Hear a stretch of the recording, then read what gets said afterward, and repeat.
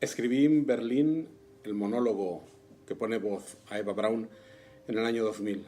Fue publicado en el año 2001 y en el 2017-2018 sufrió un proceso de reescritura muy profundo.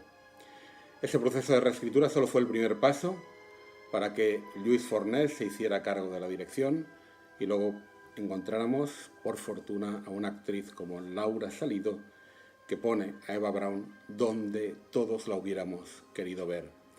La obra pueden pensarse que versa del nazismo, que versa sobre la Segunda Guerra Mundial, que trata de Hitler o el resto de líderes nazis, pero en el fondo la obra no trata más que de aquello que siempre ha tratado la literatura, que es el amor y la muerte en Berlín.